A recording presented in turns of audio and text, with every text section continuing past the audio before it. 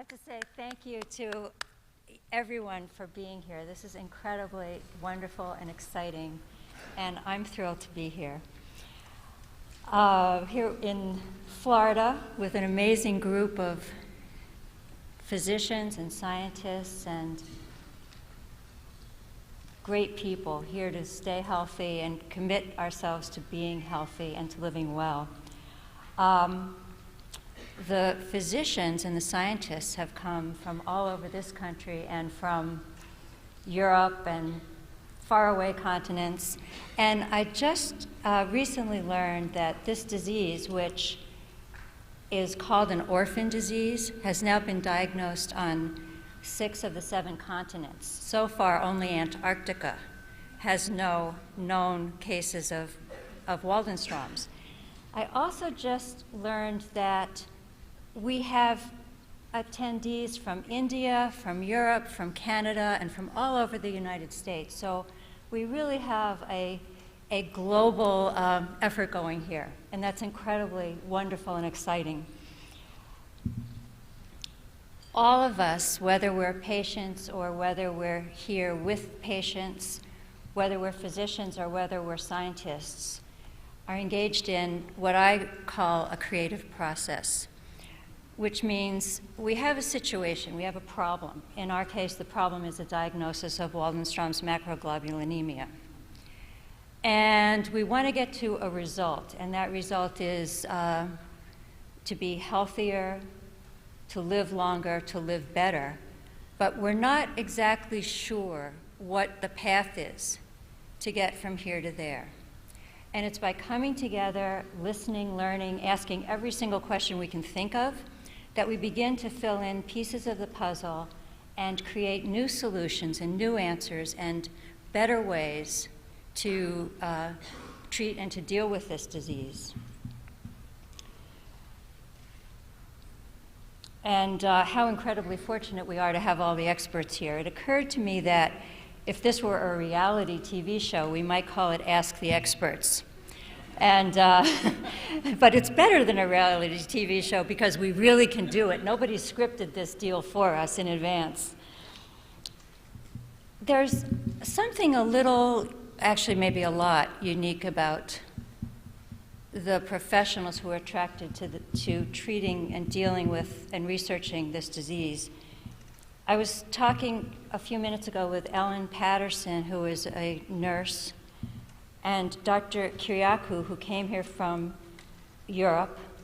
And Dr. Kyriakou made this amazing point, which is patients are an investment for this group of doctors. The doctors develop relationships with patients which ideally last a very, very long time. And there's a human element, there's a connection, there's a heart-to-heart interest, which we're all very, very lucky to have. The book that I wrote is called 12 Weeks. It's called 12 Weeks because that was the length of the clinical trial I participated in. And the subtitle, as Dr. Treon said, is An Artist's Story of Cancer, Healing, and Hope. I'd like to talk just really a little bit about the cancer part and a lot more about the healing and the hope part. Everybody knows that receiving a cancer diagnosis is brutal. It's brutal to the patient, it's brutal to the family, it's brutal to everybody who cares about you, and I suspect it's pretty hard on the doctors who have to deliver that message. This particular disease is tricky. It's tricky because it's not always so easy to know what it is. It's not even always so easy to know you're even sick.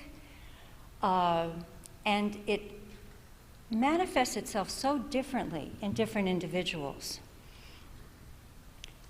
When I was at a crossroads, and for me, I'll just say watch and wait was really short. There was a matter of just weeks before I received a diagnosis, and then I was told, okay, kiddo, you're in big trouble. We're going to have to treat this like really fast. Luckily, there was a bit of a reprieve, and I had some time to do some research with the help of my amazing husband, who's here somewhere, Bill. Hi, Bill. But a friend of mine said to me, when you're drowning in quicksand, reach for a different branch. And I was lucky to do some research. I came to a decision pretty quickly that said I wanted to be in a clinical trial. I figured, best case, I would get better, and in any case, medical science would learn something, and I could advance other people's health, whatever it was that medical science might learn. So the drug that I had is called alemtuzumab. It's a synthetic monoclonal antibody, which means it's biology-based. It acts in the body like a natural antibody would, targeting a specific protein that's on the tumor cells. In this case, the protein is CD52. And Dr. Treon was beyond patient in sitting with Bill and me, explaining the risks, explaining the benefits, and saying that since this would be the first line of therapy, he felt we had a pretty good shot here at making a really good whack at the disease. The results were really lucky and really fortunate. The treatment resulted in a complete remission. It took about 2.5 years, but my immune system, which had utterly flatlined with the first couple of treatments, completely regenerated itself. And as far as we can tell, it's working in full force. There's no residual toxicities. There were definite lessons that the doctors and the scientists have been able to draw from this experience.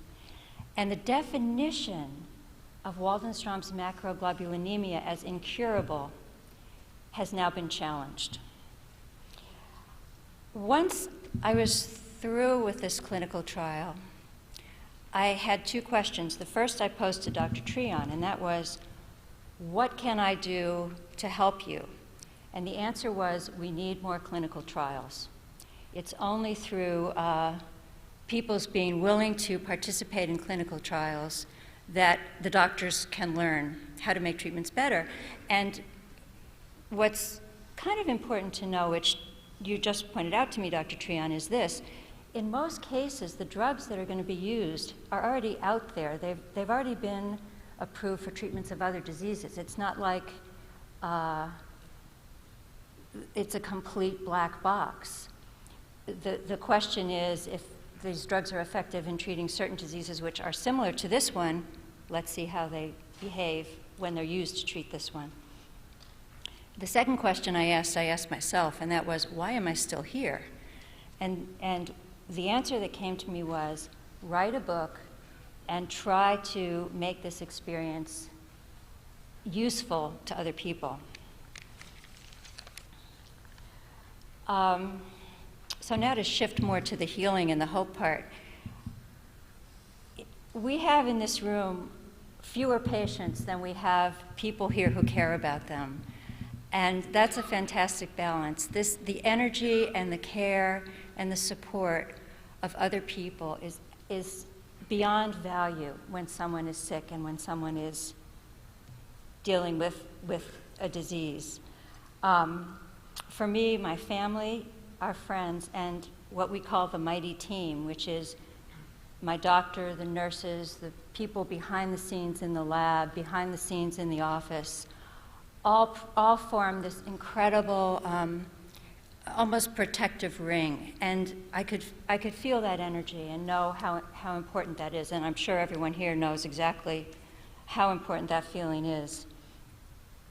And by being here, each of us is a part of the mighty team, because each of us in our own way is helping to advance the medicine and the science behind this disease.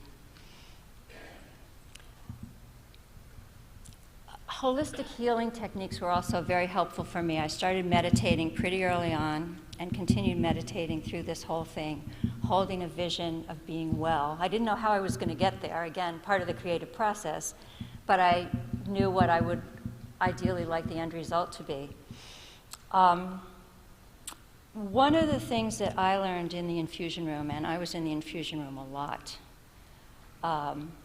is that whenever anybody experiences some success, everybody feels hope. And that's a beautiful thing.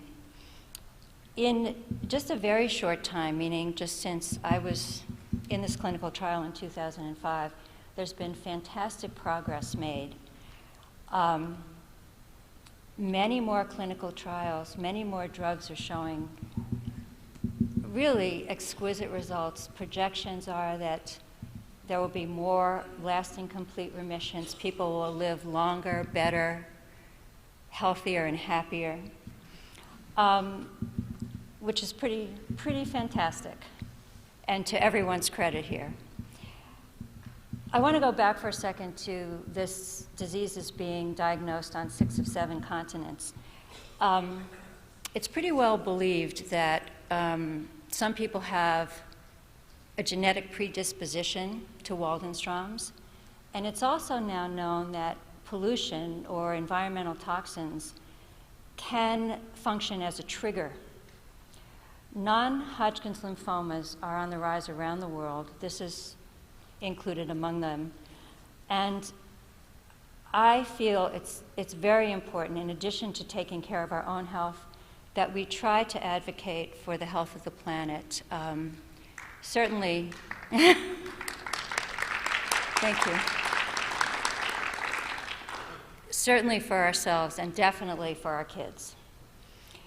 I want to thank everybody for being here. Thank you so much for letting me have these few minutes. My wish for the book, I'd like to read to you. It's my heart's wish that my story will bring light to everyone who receives a diagnosis of cancer or any grave disease, and their families, friends, and medical teams.